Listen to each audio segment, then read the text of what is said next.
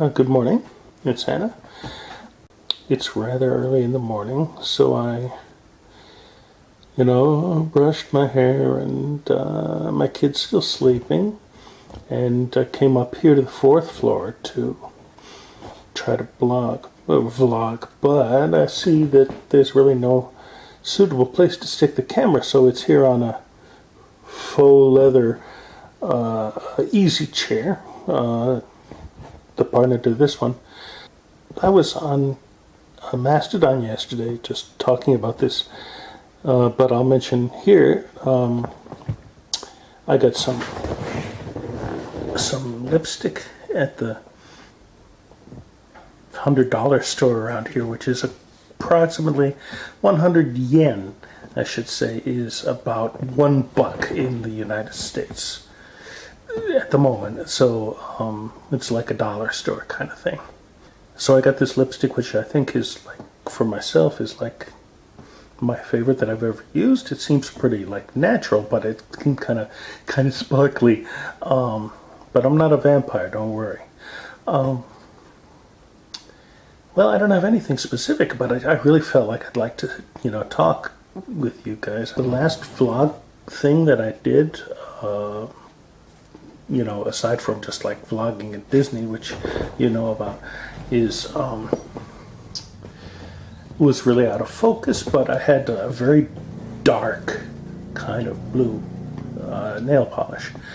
Well, I took that off after a little while, just to give my nails some breathing time. And so for like 5 days perhaps, or 6, I had no polish, and now I'm back with another dollar store type of polish, which I just picked up yesterday. Is that true? 2 days ago, I think. And so far not too bad for $1. Pretty good. I shaved yesterday. It doesn't look so bad. Not as bad as yesterday.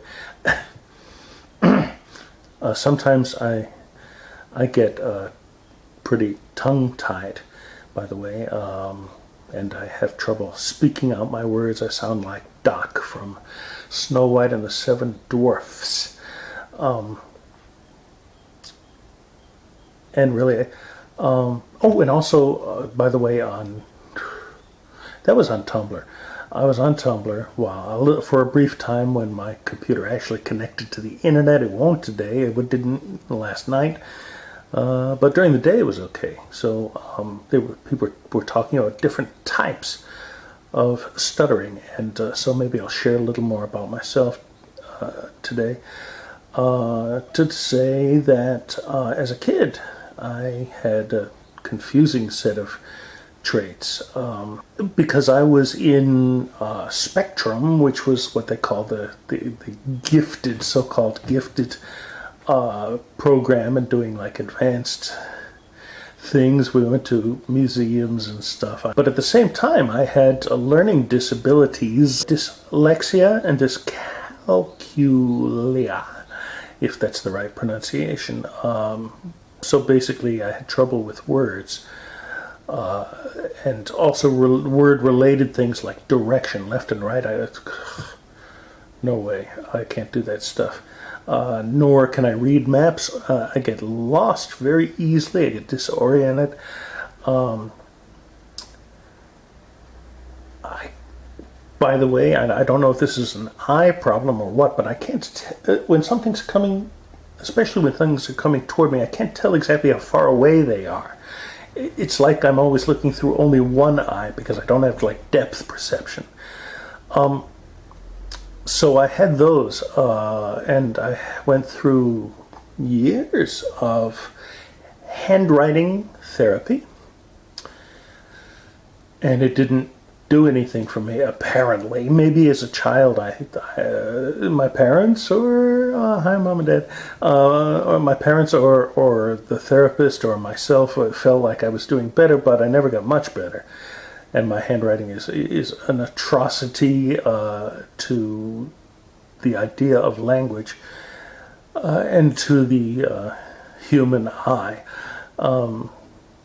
So I'm really lucky as a teacher now to be able to use a computer and project the contents of my screen, you know, to the students so they can read my writing.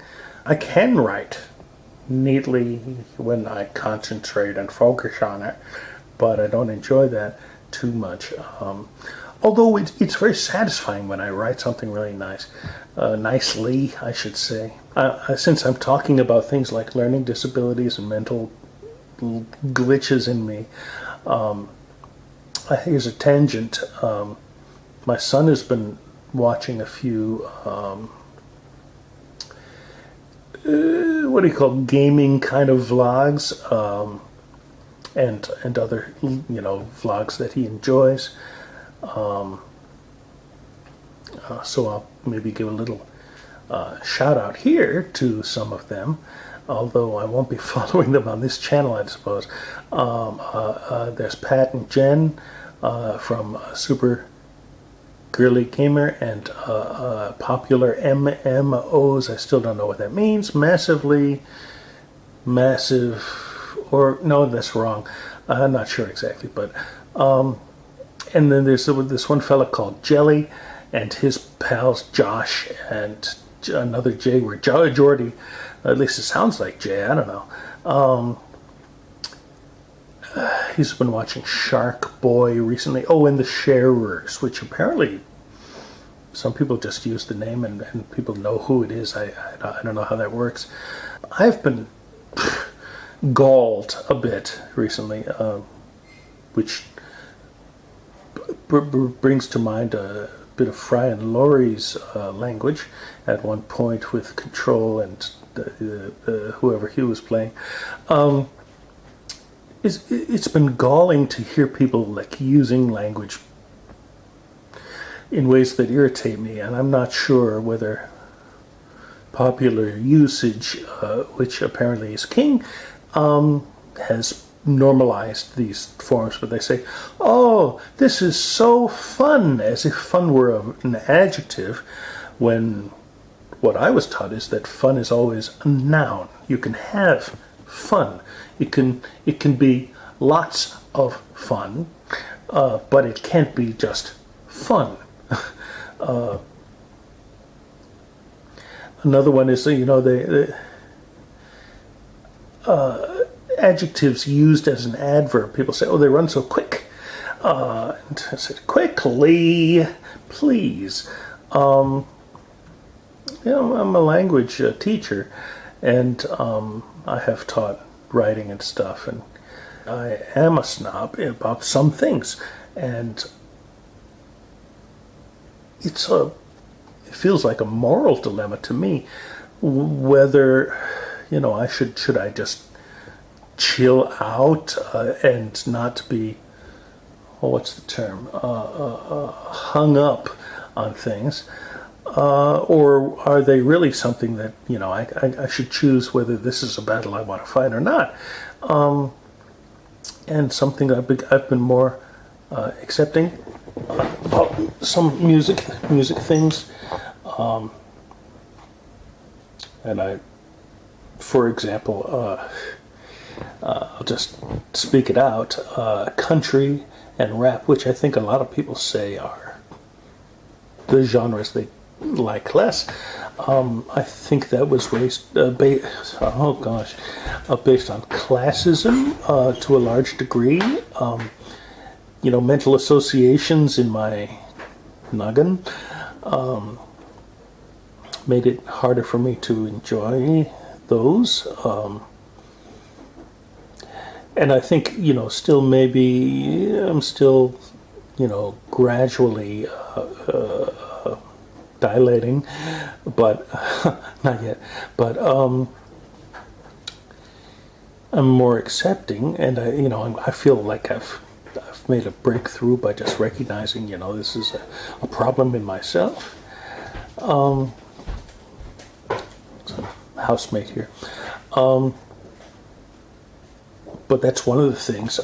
Grammar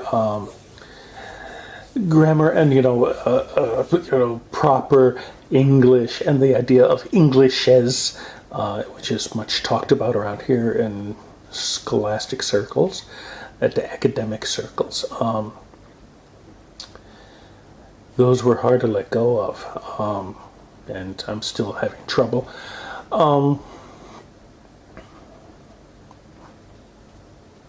It's tough as a teacher because, you know, as a teacher, I guess my bedrock assumption is that I should teach proper English and, you know, proper grammar and proper pronunciation at the basic level. And then after that, once they know how to do it right, when they learn the rules, then they can start to break them so they don't haphazardly break rules, ending up with something that nobody can understand because it's not the same kind of normal mistakes that that native speakers would use. And I'm trying to open up my mind and heart a little more and see that some people, you know, like to talk about English as a tool. And oh my, that was very I was going to say triggering. I'm not sure if that's quite the right word, but it was certainly incited a rage in my heart, because I'm passionate about language, and English is such a supple, nuanced, and vocabulary-rich language, because it's not one language. It's an amalgam, of course, and, you know, as a humanities fella, I misgendered myself, I'm sorry. Well, I mean, it depends in which era you're using the word fellow. In the old time radio days, they used to talk about fellas and girls. I remember, I think it was in the 80s, they started using the word guy instead of fellows or boys. You say guys to mean people who identify as male. And at that time it was binary as far as most people knew, and people are more aware now, but oh, in case you're not aware, there are a whole lot more than two genders, and there always have been. In recorded history, it's been commonplace for multiple. Well, no, I shouldn't say maybe commonplace exactly, but there are many examples throughout history of more than one recognized gender. So that's something to stick in your pipe.